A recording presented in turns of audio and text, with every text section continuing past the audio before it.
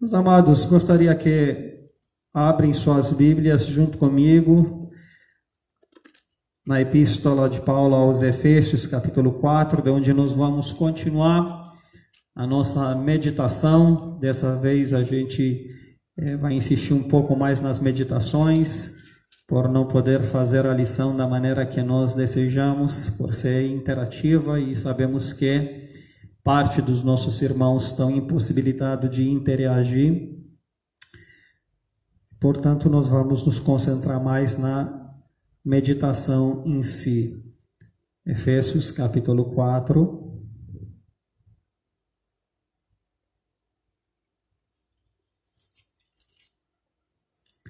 Nós vamos ler de versículo 21 até o fim, lembrando aos irmãos que nós tratamos de maneira mais espaçada, mais lenta, versículo por versículo.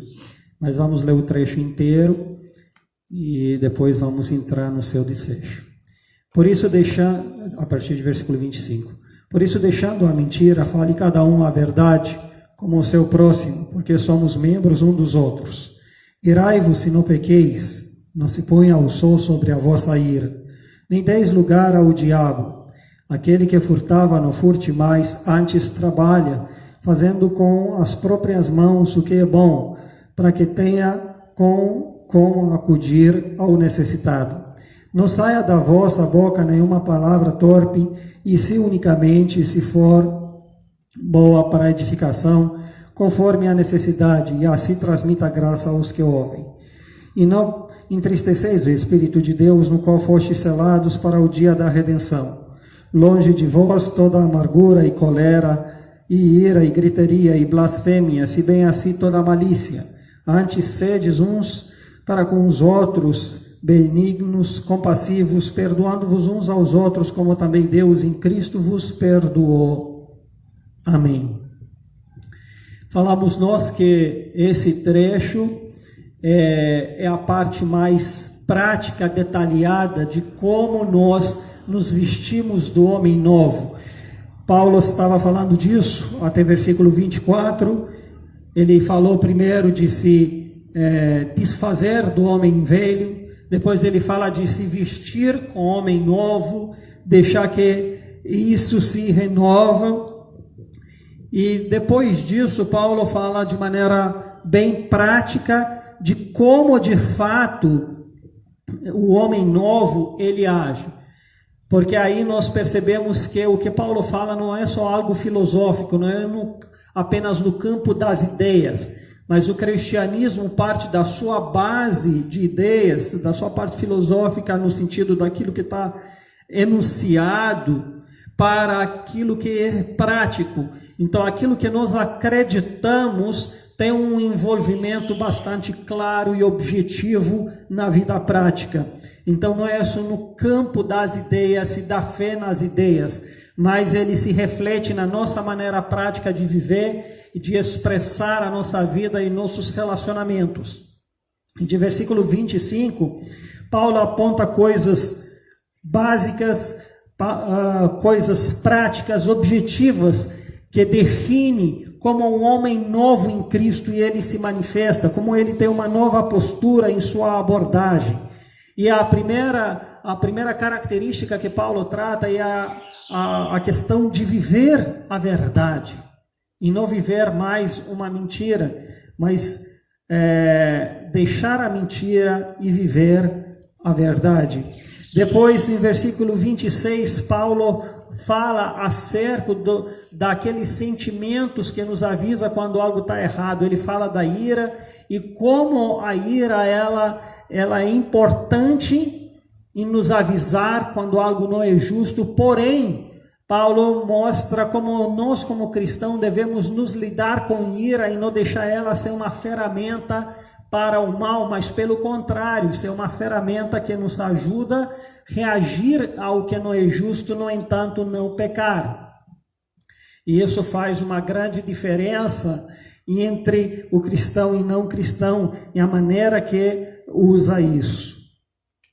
Versículo 27, ele continue na ideia do versículo 26, mostrando a importância de que não deixamos lugar para o diabo usar aquelas emoções que Deus colocou em nós para nos advertir, mas não deixar que, usando as emoções de maneira equivocada, damos lugar ao diabo fazer a sua vontade. Em versículo 28, que nós vamos debater hoje, trata de ser pessoas produtivas, e não somente ser pessoas produtivas, mas não, vamos dizer, sustentar a nossa vida em base do que outros fazem, se aproveitando os outros sem que nós fazemos aquilo que é certo. E versículo 28 começa a dizer, aquele que furtava. É claro que nem todos teve essa prática em nossas vidas. No entanto, nós sabemos que em nossa natureza pecaminosa, nós temos a tendência sempre de nos aproveitar. Furtar, a ideia de furtar é fazer proveito de algo que não é devido para você, algo que você não trabalhou, algo que você não merece, que não é de direito seu, é aproveitar o trabalho do outro a seu favor de maneira equivocada. Furtar não é apenas ir no supermercado, colocar algo no bolso e sair. Com certeza esse é furtar também. Mas furtar é muito mais abrangente em nossas vidas. Quando nós não queremos contribuir, quando deveremos contribuir, mas queremos aproveitar somente o trabalho dos outros de maneira equivocada. Por isso que aqui diz, aquele que furtava, não furte mais. Que ele muda essa atitude. Antes trabalha. Então veja como Paulo ele trabalha esses dois paralelos. Uma de que não devemos fazer, mas não permanece no que não devemos fazer, mas ele instrui como devemos fazer. E muitas vezes o cristianismo ele fica numa cegueira quando se limita apenas no que não deve fazer. Não deve fazer isso, não deve fazer aquilo, não deve se fazer aquilo. Mas ele não sabe de nada do que deve fazer. E o cristianismo é vida. Jesus vem para dar vida e vida de abundância às suas ovelhas.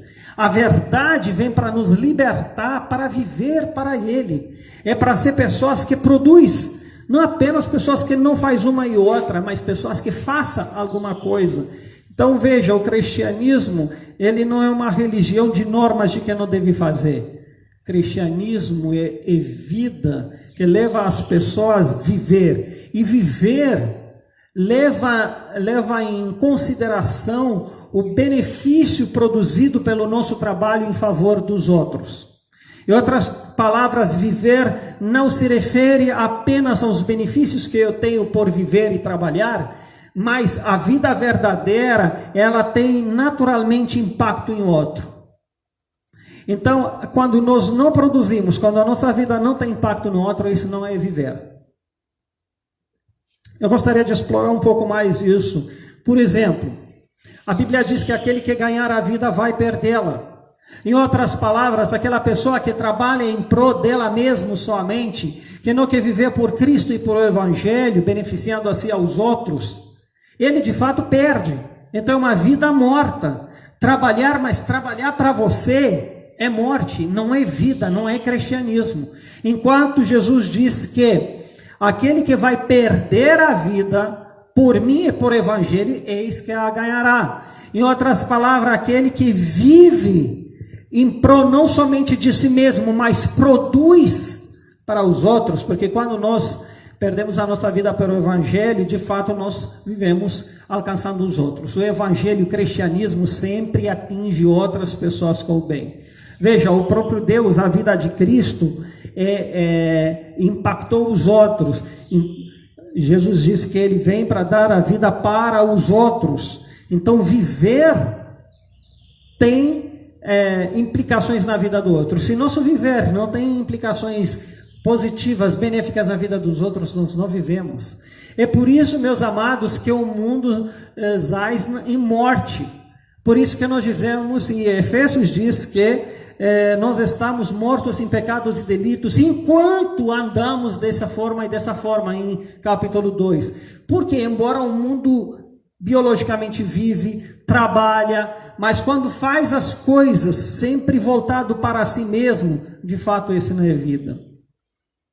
Enquanto a vida é fazer e beneficiar os outros. Mas a parêntese que eu queria fazer primeiramente é essa. Primeiro, quando furtar, você se esquiva de fazer por onde você tenha aquilo que você de fato é fruto do seu trabalho. Furtar tem algumas conotações de que, por exemplo, quando você furta, às vezes você cobiça coisas que não são para você, não são suas, ou coisas que você não pode alcançar, que você não tem dinheiro suficiente para aquilo, e então você quer coisas além das suas possibilidades e tenta de qualquer maneira adquiri-lo.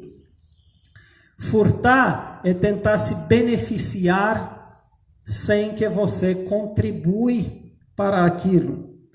E eu vou dar um exemplo que talvez possa parecer exagerado por alguns, mas, por exemplo, quando nós na igreja temos pessoas que somente querem ser beneficiadas, mas jamais querem trabalhar, é uma maneira de furtar.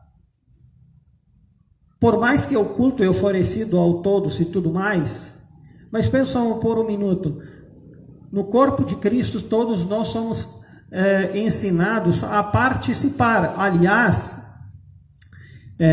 de versículo 7 a 16, no capítulo 4 de Efésios também, Paulo adverte que o corpo ele se edifica pela colaboração de toda a junta.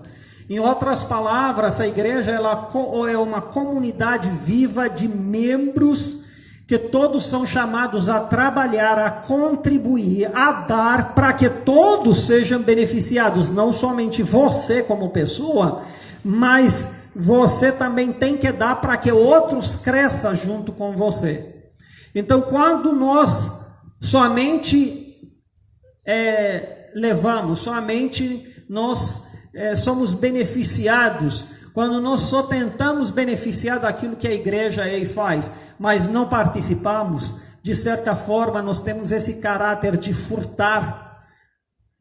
E quando você não participa com aquilo que Deus te deu, ou com o seu chamado, com a maneira que Deus lhe chamou a participar no seu corpo, você está furtando do corpo de Cristo aqueles elementos do qual ele precisa para crescer. Se Deus me deu o dom, o chamado de pregar e eu não o faço, eu furto de vocês a palavra que Deus me deu para dá-la. É algo que eu devo dar aos outros, mas eu estou furtando, eu estou retendo, eu não estou dando aquilo que de fato é para os outros, não é meu. Então, meus amados, cabe a nós a gente se policiar, cabe a nós agora pensar, somos daqueles que furta ou aqueles que trabalham? Porque ela diz, não furta mais, mas sim, antes trabalha. Então você é de qual? Aqueles que somente furtam? É aquele que tenta se beneficiar? E quantos cristãos não são daqueles que se beneficiam? Quando as coisas não são como eles querem, só reclama de tudo, e eles se justificam em não vir na igreja, não dar dízimo, não fazer as coisas com outros, mas eles nunca fazem. Eles só requerem o tempo todo, eles só querem que a igreja atende eles. Eu não vou mais na igreja porque a igreja não tem amor, porque os irmãos não sei o quê. Então são pessoas que só reclamam de que outros não fazem para eles. Desculpe. Mas o engraçado é que essas pessoas que reclamam, que tentam justificar a sua desobediência com o que outros fazem ou deixam de fazer, você vai perceber que geralmente essas pessoas são o que menos contribuem, são as pessoas que menos fazem, são muitas vezes parasitas, que não fazem nada na igreja, são os que menos participam de uma limpeza, são os que menos participam de uma atividade, mas são os primeiros a reclamarem. Parece que o problema da vida deles, de eles não ser cristãos, é porque outros não fazem as coisas. É porque a igreja está morna. É porque as pessoas são de alguma forma ou outra. E aí é por isso que eu não vou mais nessa igreja. É por isso que eu não vou mais no culto. É por isso que eu justifico toda a minha desobediência. Essas pessoas se acham dono de si mesmo. Eles querem controlar a vida deles. Eles não querem dar dízimo, não querem ofertar, não querem se envolver. E usam de desculpas os outros, mas eles são parasitas, não faz nada. Então, antes de você reclamar, você vê se você trabalha. Trabalha em vez de reclamar. Trabalha em vez de furtar. Infelizmente, quando as pessoas só furtam nos cultos e na igreja, não produz nada, não dá nada. Não venha com uma atitude de apoiar, não venha orando pelos cultos, não venha orando pelo pastor, pela pregação, pela liderança da igreja, mas se reclama até. Meus amados, se avalie a si mesmo nesses momentos, se você está furtando ou você está trabalhando. Aqui diz, deixa de furtar. Deixa de tentar se aproveitar daquilo que não é seu, sem que você trabalhe para aquilo. Meu amado, quando você não trabalha, não contribui, você está furtando. Eu poderia estender isso, mas eu gostaria de parar com essa parte aqui e ir adiante. Aqueles que furtavam não furtam mais, antes trabalha, fazendo com as próprias mãos o que é bom. Então trabalha, colocando-se à disposição de fazer aquilo que é bom. Olhe ao seu redor e participe, faz o que é bom, em vez de não fazer nada. Para que tenha como acudir ao necessitado. Para mim o fechamento desse versículo, ele é bastante interessante, porque aqui não diz quem furtava não furte mais e trabalha para que assim tenha aquilo que você precisa e merece. Talvez essa seria a consequência lógica do pensamento. Ué, não furte mais, então trabalha para ter o que você precisa. Mas o termino do versículo é o outro. Trabalha não para você ter, ó que termino. Trabalha para que tenha como acudir o necessitado. Então veja, o nosso trabalho não é um trabalho egoísta para nós ter. Mas quando nós vivemos de verdade, como eu disse no início, nós trabalhamos não somente para suprir as nossas necessidades e ter aquilo que precisamos, mas nós trabalhamos para que com isso nosso trabalho agora beneficiar os outros. Quando de nós ter essa visão, muitas vezes nós trabalhamos para ter cada vez mais, para que nós podemos adquirir cada vez mais aquilo que precisamos ou pensamos que precisamos, aquilo que nós desejamos. Mas quanto de nós trabalhamos com a visão para poder ter, para poder ajudar, trabalho para que, quanto trabalhamos em favor dos outros. Veja, furtar é quando você se beneficia, leva dos outros para si mesmo, o centro é você mesmo. O trabalhar, o centro não é você mesmo, muito embora você precisa, é chamado ter as coisas por merecer e por trabalhar. Mas o trabalhar tem uma conotação muito mais alta na vida. É para ter como acudir também o outro. É trabalhar, você não somente agora não furta, mas agora você contribui com a sociedade, você contribui com os outros. Furtar tem dois problemas. Primeiro que furtar, você não contribui com a sociedade. Você, na verdade, prejudica as coisas a andarem melhor. E segundo, furtar tem como centro você mesmo, você não se interessa com os outros, tudo que interessa é você. Tanto faz os outros. Enquanto trabalhar com suas mãos para ter como acudir o necessitado, tem dois aspectos. Um, quando nós trabalhamos e nós nos colocamos à disposição para contribuir para o bem da sociedade, ser daqueles que trabalham para que as coisas funcionem, para que construímos junto um lar melhor para todos. e trabalhar não tem o enfoque em nós. Além, quando trabalhamos, nós contribuir para fazer algo, existe outra conotação de que o centro nós somos nós. Nós trabalhamos para poder beneficiar. Muitas vezes nós nos desculpamos, eu não participo porque eu não tenho, mas também não procurou ter. Então, meus amados, a gente tem que buscar trabalhar para ter essa alegria de beneficiar. Cristo vem não para ser servido, mas para servir aos outros. E o entendimento correto de trabalhar é para que com o nosso trabalho beneficiamos aos outros.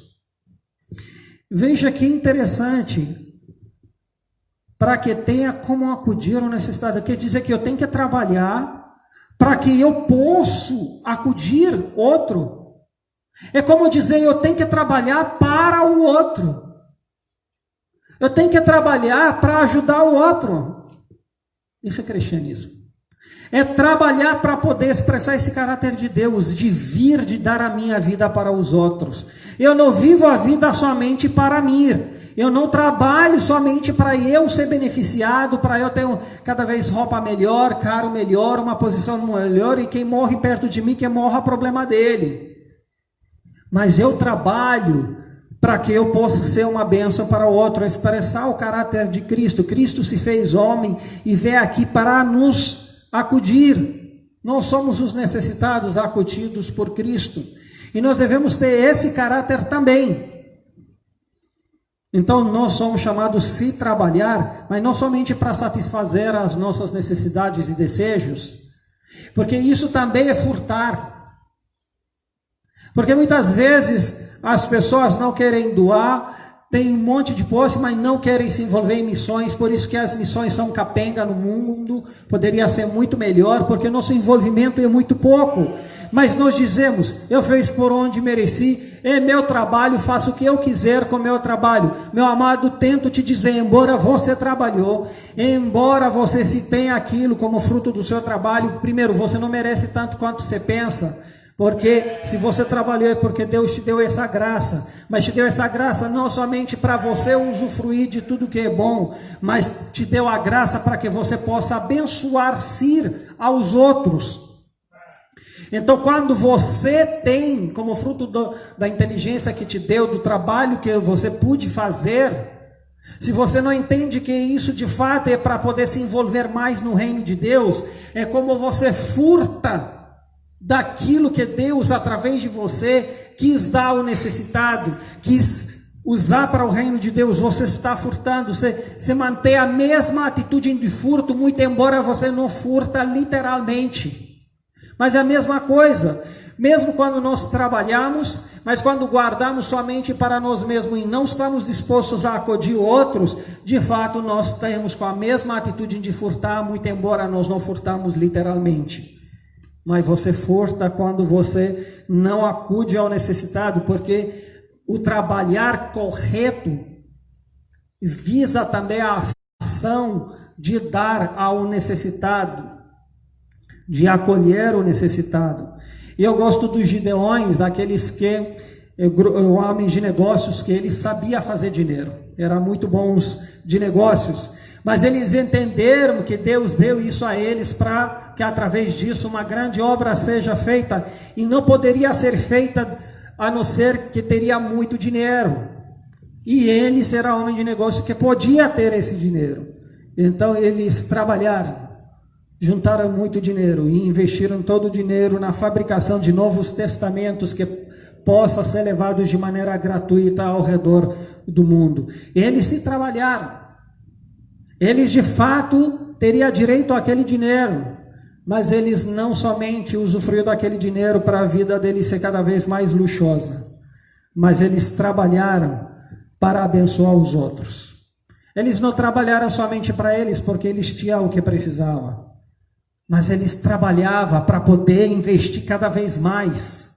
Quando de nós trabalhamos para poder investir, muitas vezes nós trabalhamos somente para ter somente aquilo que nós precisamos. Nós somos chamados a trabalhar para poder investir, ter em vista, investir no reino de Deus, ter em vista investir em missões, ter em vista o necessitado, e não ter uma atitude egoísta. Tem necessitados que, infelizmente, são desprovidos da possibilidade de trabalhar de tal forma que lhe é assegurado aquilo que é necessário. E muito embora nós sabemos que tem pessoas que trabalham, às vezes recebem um salário tão pequeno que não conseguem nem sustentar a família. Então, a gente tem que ser solitário com aqueles que não têm como necessitado. O cristão não olha somente para ele. Essa é a diferença. Antigamente, quando nós furtávamos, a atenção era somente para nós mesmos. Mas agora, como cristão, nós vamos trabalhar e vamos trabalhar para poder ajudar os outros. Somos aquele que trabalhamos em favor dos outros.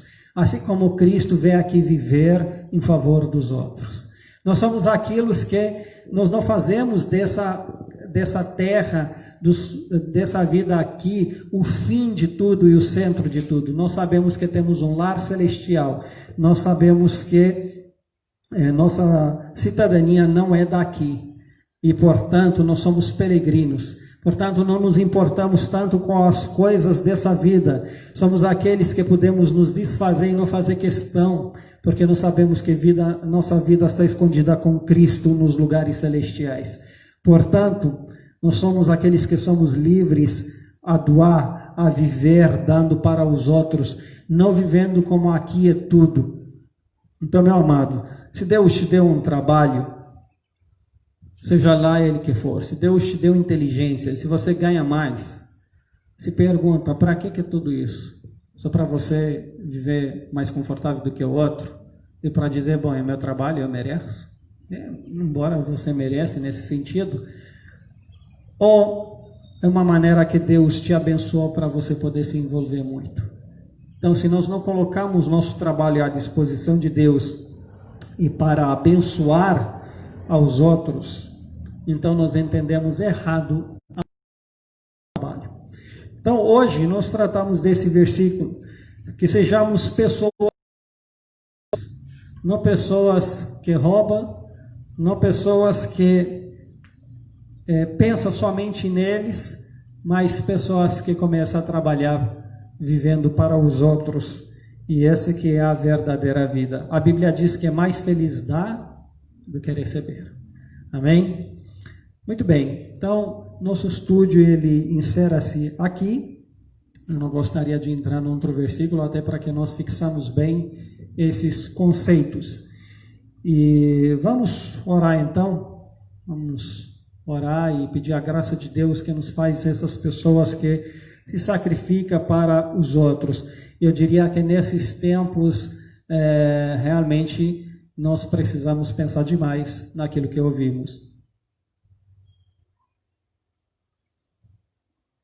Nosso Pai, nosso Deus, nós somos gratos ao Senhor pela Sua palavra. Pedimos que a Sua palavra se faz viva e eficaz em cada um de nós. Pedimos que o Senhor nos dá a Sua graça de sermos pessoas produtivas, que antes de pensar em nós e nossa casa, ser capaz de acudir também o necessitado. Trabalhar para que podemos assim nos envolver e beneficiar os outros. Abençoe a nossa igreja com essa atitude e que não olhamos somente para nós mesmos, mas olhamos para aquele que está ao nosso redor. Abençoe sua igreja para que esses momentos de reflexão nessa crise sejam momentos bem aproveitados, para que se pela sua vontade, quando nós vamos voltaremos como uma igreja transformada pelo poder da sua palavra, pelo seu Espírito Santo, uma igreja produtiva, uma igreja abençoadora.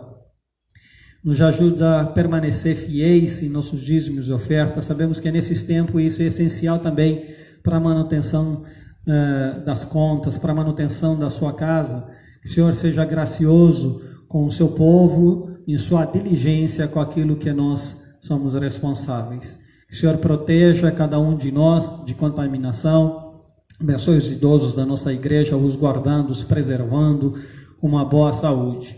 Que o Senhor seja gracioso com o nosso país e que dá aos governantes soluções e sabedoria em conduzir o país da melhor forma possível. Isso ajuda a confiar na sua mão providenciadora, ser alegres em Ti, descansar em Ti. Que o Senhor tenha a graça, tenha a misericórdia de cada um de nós. Em nome de Jesus. Amém. Amados, antes de fechar a transmissão, gostaria de avisá-los que nós temos culto hoje à noite, às 19 horas. Então, peço que os irmãos sejam presentes no tempo certo, online. Nós vamos manter as nossas transmissões online, pelo menos até que essa situação se estabiliza, apresenta segurança para que podemos agir de maneira diferente. O nosso conselho pretende ter uma reunião hoje à tarde para falar um pouco mais sobre isso, mas a princípio nós vamos permanecer em isolamento até que se apresenta a segurança para que nós nos reunimos fisicamente. E ainda que em algum momento começamos a voltar, nossa pretensão, já para deixar isso no ar, é voltar gradualmente. Primeiro os jovens e só depois, com muita cautela, os idosos. Mas por hora, nós permanecemos em isolamento. E faço um apelo aos idosos a não esbanjarem, a não levar a brincadeira e andar por aí na rua, ficar em contato com todas as pessoas. Tem países que chegaram a medidas muito rígidas para que os idosos estejam isolados em casa. É para seu bem, é para de fato proteger a sua vida. Então não brinca com ela. Você faz parte de uma categoria de alto risco. E se você é contaminado, não há tratamento fácil. Então, fique em casa, não em pânico, mas fique em casa.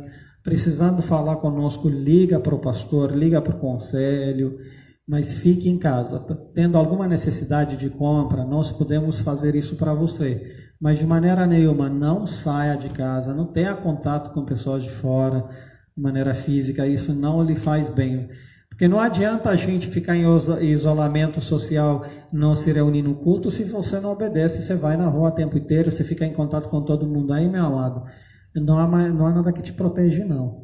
Então a gente tem que tomar cuidado de não tentar a Deus. Quando nós temos certos cuidados e não atentamos a eles, nós tentamos a Deus. Então tem que tomar esse cuidado. Outro aviso que eu gostaria de dar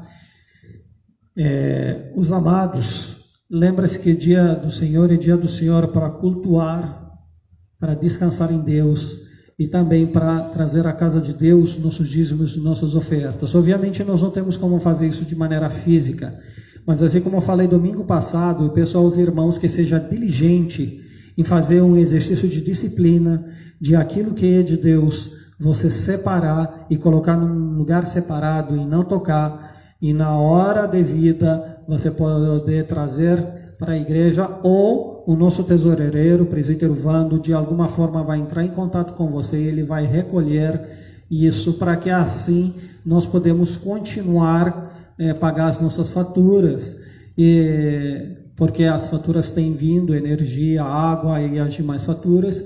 E lembra, irmão, porque se nós não pagarmos isso, vai cortar, e aí nem transmissão a gente pode fazer.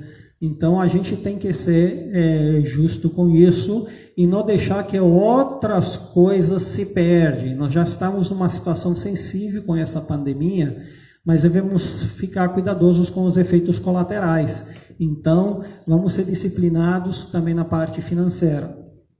A outra coisa que eu gostaria de fazer menção é a importância dos irmãos comunicarem. Não espera alguém ligar. Liga. Faça a sua parte. Nem sempre a pessoa que você espera que liga para você talvez esteja em possibilidades de ligar. Às vezes a gente faz de ambição, não, é ele que tem que ligar, ou é ela que tem que ligar. Ninguém tem que ligar, liga você. Às vezes pode ser que o irmão ou a irmã passa por uma situação que você não faz ideia. Então, a manter contato e orar um pelo outro vai ser saudáveis nesses tempos. Eu louvo a iniciativa de algumas irmãos que eu soube que criaram até um grupo para se falar, outros irmãos se falam diariamente, ora e lê a Bíblia junto, louvo a Deus por isso. Então, se você tem mais intimidade com um irmão ou uma irmã que seja, estabelece esses grupos de comunhão online, onde você nem que fica 5, 10 minutos lendo junto a Bíblia, orando. Meus amados, isso é essencial nesses momentos. Em vez de ficar o tempo inteiro no WhatsApp em grupos alheios, olhar notícias alheias, faça um propósito de você diariamente, pelo menos se unir com uma pessoa para orar, que não seja da sua casa, um irmão da igreja. Entra em contato conosco. Outra coisa, se a igreja tem um grupo online, ou melhor dizer, tem um grupo de WhatsApp, e às vezes se faz uma pergunta, os irmãos também, gente, respondem, porque é por isso que a gente tem um grupo.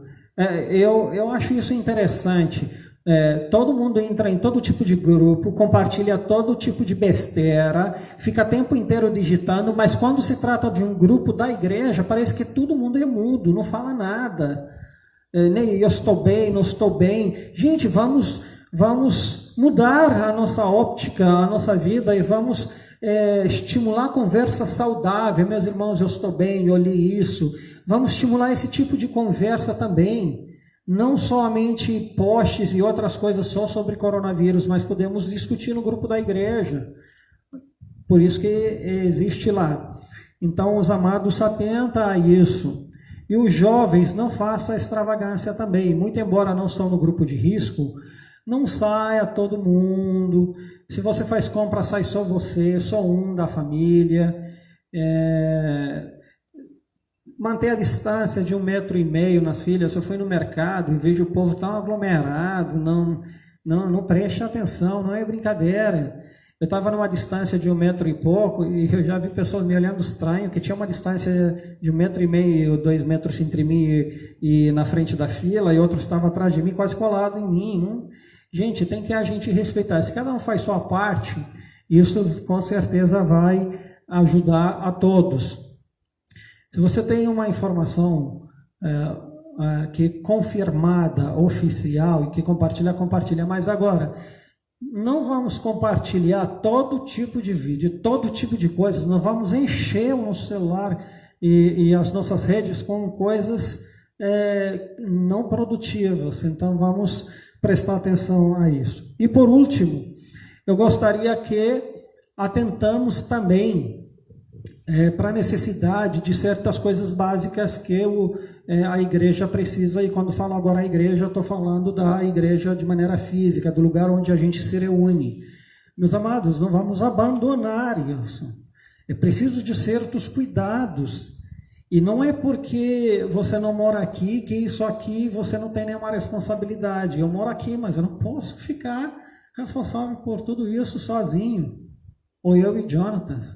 Então, os irmãos, tudo bem que a gente não se reúne para formar uma aglomeração, mas 2, 3 irmãos, quando não tem um tempo, se fala, pode vir, lavar uma coisa, cortar o mato, senão vai virar o quê?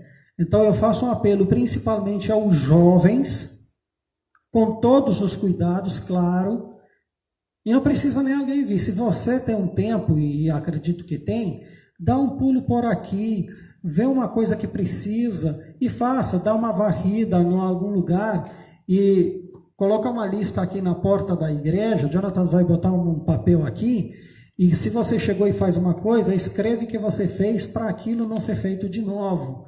Então, se nós temos o mato que precisa ser cortado, vamos manter o nosso lugar limpo, senão temos outros problemas. Então, por favor, mas quem vai vir? Vamos parar com esses papos, quem vai vir? Se outro veio, eu veio. Se ninguém veio, eu não veio. Esquece disso, meu amado. Você tem um pouco de tempo? Trabalha. Você pode vir aqui, que não vai pegar coronavírus de você sozinho fazer uma limpeza, não. Ou 2, 3 jovens, mantendo distância e tudo mais, não é possível. A gente pode cuidar um pouco do nosso lugar para não deixá-lo ser abandonado. Tá certo? Então, dá um pulo por aqui, vê como as coisas estão, vê se precisa de alguma coisa, é o nosso lugar e é da sua responsabilidade também. Isso não tem nada a ver com isolamento, tá certo? Muito bem, qualquer dúvida que os irmãos têm, entre em contato, tá certo? Não mais do que isso, que Deus abençoe os irmãos, bom almoço e nos vemos à noite se assim Deus permitirá. Amém.